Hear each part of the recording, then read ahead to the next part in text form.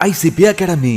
CA, CMA, CS, CAT போன்ற அனைத்து விதமான ப்ரொஃபஷனல் கோர்ஸ்களும் இங்கு எளிமையான முறையில் கற்றுத்தரப்படும். எங்களிடம் 25 வருடத்துக்கு மேல் அனுபவம் உள்ள ஆசிரியர்களும் உள்ளனர். அது மட்டும் இல்லாமல் ஆடிட்டர்களாலும் பயிற்சி அளிக்கப்படுகிறது.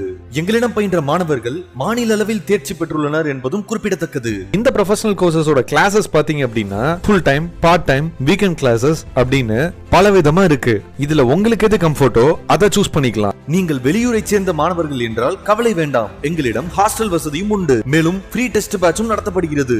இந்த ஃப்ரீ டெஸ்ட் பேட்சில் கலந்து கொண்ட அனைத்து மாணவர்களும் 100% தேர்ச்சி பெற்றுள்ளனர். அணுக வேண்டிய முகவரி number 973 TELC Church Complex, Town Hall Bus Stand, Coimbatore 641001. Contact 9894795915.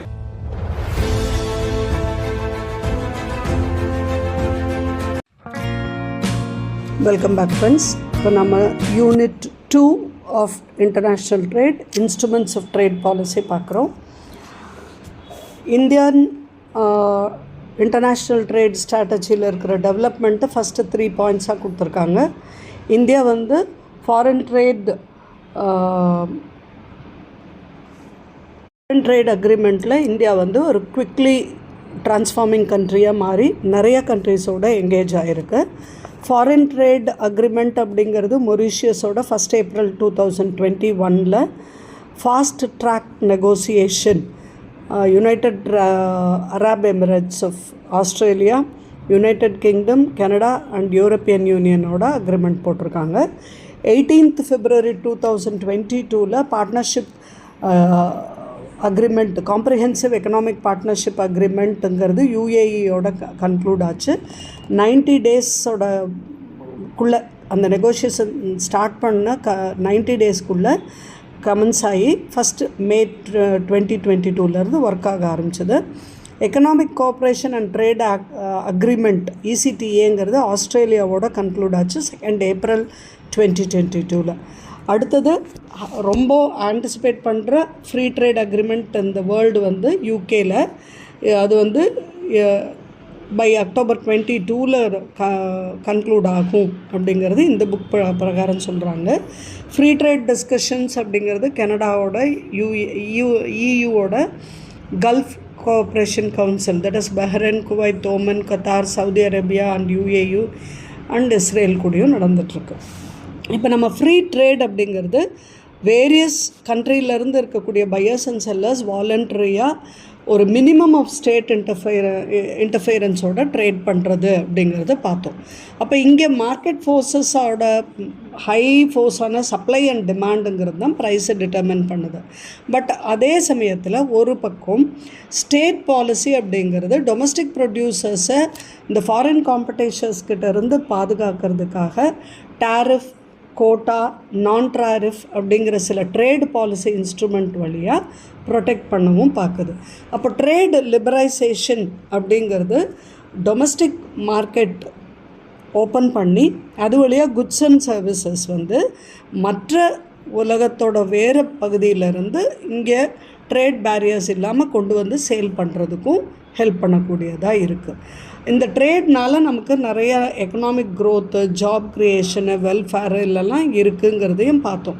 அதே சமயத்தில் ஓப்பன் ட்ரேட் அப்படிங்கிறது ஃபேர் காம்படிஷன், டொமஸ்டிக் ஃபாரின் ப்ரொடியூசர்ஸ்க்கு நடுவில் ஒரு நல்ல காம்படிஷன் வந்து ஹெல்த்தியாக இருக்கணுங்கிறதையும் அவங்க வந்து ஃபாரின் ட்ரேடில் பார்த்துக்கிட்டாங்க. ஃபேர் காம்படிஷன் அப்படிங்கிறது உண்மையாக எக்ஸிஸ்ட் ஆகுதா அப்படின்னா கண்டிப்பாக இல்லைன்னு தான் சொல்லணும்.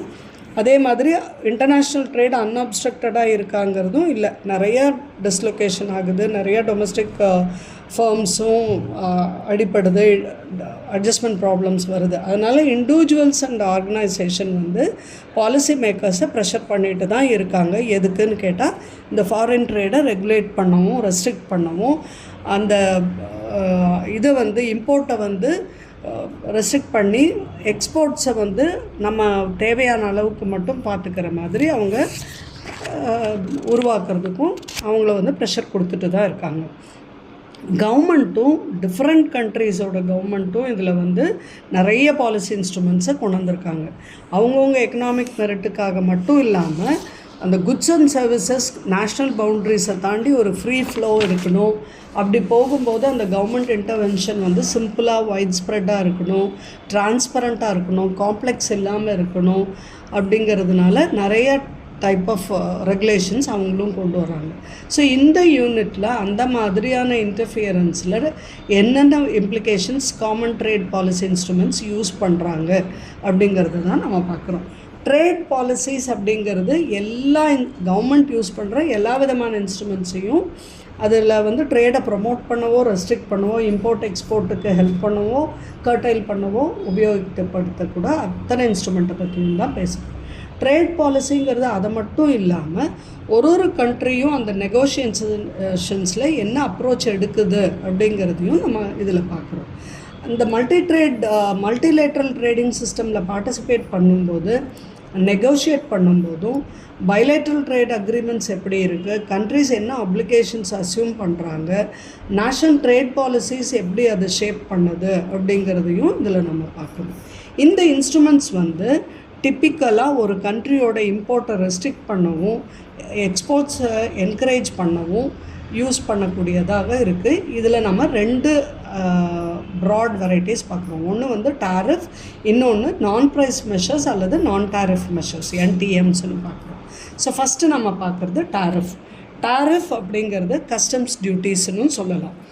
பேசிக்காக இது வந்து குட்ஸ் அண்ட் சர்வீசஸ் மேலே இம்போர்ட் ஆகும்போதோ எக்ஸ்போர்ட் ஆகும்போதோ விதிக்கப்படுற டேக்ஸோ டியூட்டிஸையோ தான் நம்ம டாரிஃப் அல்லது கஸ்டம்ஸ் டியூட்டின்னு சொல்கிறோம்.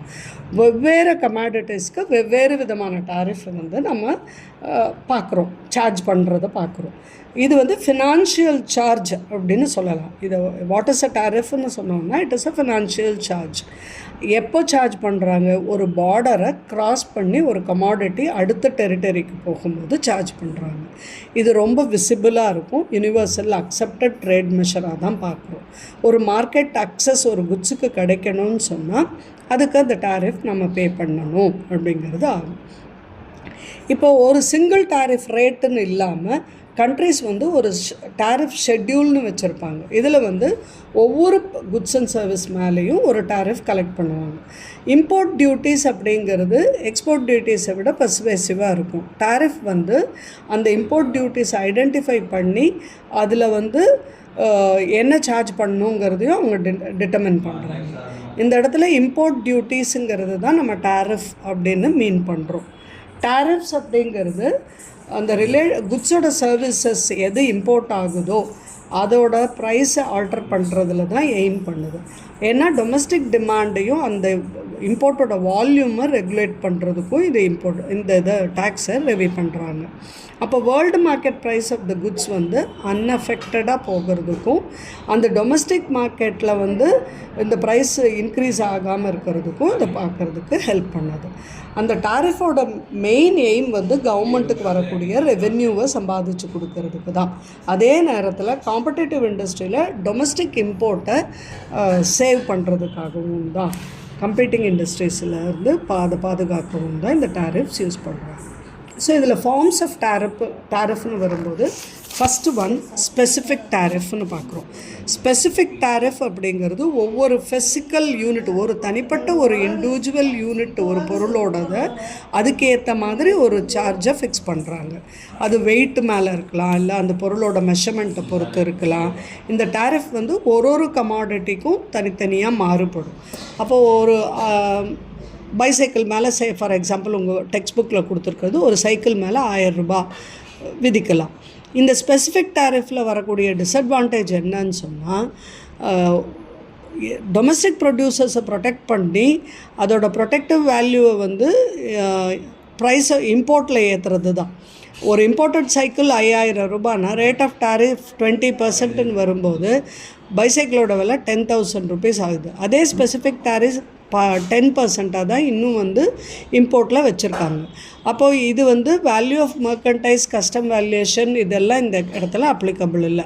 அந்த பொருள் இம்போர்ட் ஆகும்போது அதனுடைய விலையை கொஞ்சம் ஏற்றி கொடுத்து இங்கே அதனுடைய மார்க்கெட்டில் அந்த ப்ரைஸ் வந்து ஜாஸ்தின்னு தெரியாமல் இருக்கிற அளவில் ஹெல்ப் பண்ணக்கூடியது தான் நமக்கு ஸ்பெசிஃபிக் டாரிஃபுங்கிறோம். அது ஈச் ப்ராடக்ட் மேலே அதனுடைய வேல்யூலேயோ அல்லது அதனுடைய சைஸுக்கு தகுந்த மாதிரியோ அது ஃபிக்ஸ் ஆகுது.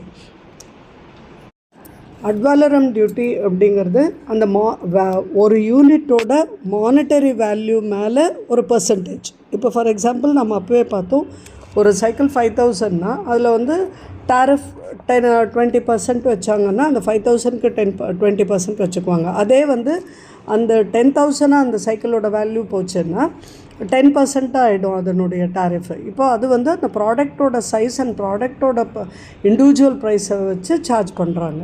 பட் அட்வாலரம் டியூட்டின்னு சொல்லும்போது ஒரு யூனிட்டோட மானிட்டரி வேல்யூ எடுத்துகிட்டு அதுக்கு மேலே அதை ஃபிக்ஸட் பர்சன்டேஜாக வச்சு சார்ஜ் பண்ணுறது தான் அட்வாலரம் டியூட்டின்னு சொல்கிறோம். இப்போ ஃபார் எக்ஸாம்பிள் இதே 1,000 rupees சைக்கிள் 5,000 rupees வேர்ல்டு மார்க்கெட்டில் இருந்ததுன்னா அதுக்கு 1,000 rupees டியூட்டி போடுவாங்க. 10,000 rupeesக்கு போச்சுன்னா 2,000 rupees அட்வாலரம் டியூட்டிஸாக போடுவாங்க. அப்போ இந்த ப்ரொடெக்டிவ் வேல்யூ ஆஃப் டாரிஃபுங்கிறது ஹோம் ப்ரொடியூசரை ப்ரொடெக்ட் பண்ணுறதுக்காக இருக்குது. அப்போது under value of the goods ஆகாமல் டேக்ஸ் பர்டனை ரெடியூஸ் பண்ணுறதுக்காக அட்வாலரம் டியூட்டிஸ் ரைஸ் பண்ணுறாங்க. இதுதான் வந்து வேர்ல்டில் வைடாக அக்செப்டட் டியூட்டியாக நம்ம பார்க்குறோம். அடுத்து இதில் வேரியஸ் அதர் டேரிஃப் இருக்குது. அது மிக்சட் டேரிஃப் அப்படின்னு பார்க்குறோம். மிக்சட் டேரிஃப் அப்படிங்கிறது எய்தர் அந்த குட்ஸோட இம்போர்ட்டட் குட்ஸோட வேல்யூ அட்வாலரம் ரேட்டில் இருக்கும், இல்லைன்னா யூனிட் ஆஃப் மெஷர்ஸ் இம்போர்ட்டட் குட்ஸோட ஸ்பெசிஃபிக் டியூட்டியாக இருக்கும். அது வந்து மோஸ்ட்லி அந்த நேஷன் அந்த குட்ஸ்லேருந்து வர இன்கம்மை பொறுத்து அதை டிசைட் பண்ணுவாங்க. இதில் எக்ஸாம்பிள் வந்து காட்டனுக்கு 5% அல்லது அட்வாலரம் 3,000 per ton. இது ரெண்டில் விச்செவர் இஸ் ஹையர் அதை சார்ஜ் பண்ணுவாங்க. அது வந்து mixed tariff. Next compound tariff or compound duty அப்படிங்கிறது இது ரெண்டுமே ஒரு combination of ad valorem and specific டாரிஃபாக இருக்கும். குட்ஸோட வேல்யூக்கும் போடுவாங்க, அதோட மெஷருக்கும் போடுவாங்க, அது வெயிட்டேஜுக்கும் போடுவாங்க. அப்போ ஸ்பெசிஃபிக் டியூட்டி கூட அட்வாலரம் டியூட்டியும் ஆட் ஆகி அதனுடைய சார்ஜஸாக வரும். எக்ஸாம்பிள் வந்து சீஸுக்கு 5% அட்வாலரம் ப்ளஸ் 100 rupees per kilogram அப்படி ரெண்டையும் ஆட் பண்ணி கொடுக்கும்போது அது காம்பவுண்ட் டாரிஃப் அல்லது காம்பவுண்ட் டியூட்டின்னு சொல்கிறோம். நெக்ஸ்ட் வந்து டெக்னிக்கல் டாரிஃப். இது வந்து ஸ்பெசிஃபிக்காக அந்த இம்போர்ட்டட் குட்ஸில் இருக்கக்கூடிய கண்டென்ட்டை பொறுத்து அமையும். இப்போ சோலார் பேனலுக்குன்னு சொன்னால் 3,000 rupees சோலார் பேனலுக்கு ப்ளஸ் 50 kg அந்த பேட்ரிக்கு. அப்படி அந்த ஒரு கண்டென்ட் அந்த இம்போர்ட் குட்ஸ் எதுவோ அந்த குட்ஸில் என்ன கண்டென்ட் இருக்கோ பேஸ் பண்ணி அதுக்கான ரிலேட்டட் ஐட்டத்தோட சேர்த்து போடுறது technical tariff. Next tariff rate கோட்டாஸுங்கிறது 2 பாலிசி இன்ஸ்ட்ருமெண்ட் இருக்கும், கோட்டாஸும் டாரிஃபும். ஸ்பெசிஃபிக் கோட்டா போர்ஷன் அப்படிங்கிறது ஒரு சம்டைம்ஸ் 0 டாரிஃப் ரேட்டில் கூட இருக்கும். இது வந்து ஒரு குவான்டிடேட்டிவ் மெத்தடாக பார்க்குறாங்க. நெக்ஸ்ட் வந்து மோஸ்ட் ஃபேவர்டு நேஷன் டாரிஃப் அப்படிங்கிறது இம்போர்ட் டாரிஃப். இதில் வந்து கண்ட்ரி வந்து ஒரு கண்ட்ரி இன்னொரு கண்ட்ரிக்கு ஒரு ப்ராமிஸ் பண்ணி இவ்வளோ தான் டேக்ஸ் போடுறது அப்படிங்கிற ஒரு அக்ரிமெண்ட்டுக்கு வருவாங்க WTOவில் இருக்கிறதுனால. அன்லெஸ் அந்த கண்ட்ரி ஒரு ப்ரிஃபரன்ஷியல் ட்ரேட் அக்ரிமெண்ட்டில் இல்லாமல் ஒரு ஃப்ரீ ட்ரேட் ஏரியாவில் இல்லைன்னு சொன்னால் அந்த டாரிஃப் ஒத்து வராது, இல்லைன்னா இந்த டாரிஃப் தான் ஒத்து வரும். இது வந்து MFN வந்து ஹையராக இருக்கும், மோஸ்ட் ரெஸ்ட்ரிக்டிவ். அப்போது யூடியூப் மெம்பர்ஸ் வந்து ஈச் அதருக்கு சார்ஜ் பண்ணும்போது ஹையர் டாரிஃப் ரொம்ப அதிகமாக இருக்கும். எதுக்குன்னா யார் வந்து அந்த WTOவில் மெம்பராக இல்லாமல் இருக்காங்களோ அவங்களுக்கு ஜாஸ்தியாக இருக்கும். நெக்ஸ்ட்டு வந்து வேரியபிள் டாரிஃப். வேரியபிள் டாரிஃபுங்கிறது இம்போர்ட்டட் கமாடிட்டியோட ப்ரைஸை வந்து டொமஸ்டிக் சப்போர்ட் ப்ரைஸ் பண்ணுறதுக்காகவே ஹையர் ப்ரைஸை வைக்கிறதுக்கு அந்த இம்போர்ட்டட் கமாடிட்டி மேலே வைக்கிறது variable tariff. Next preferential tariff. எல்லா கண்ட்ரீஸும் ஒரு ப்ரிஃபரன்ஷியல் ட்ரேட் அக்ரிமெண்ட்டில் இருப்பாங்க.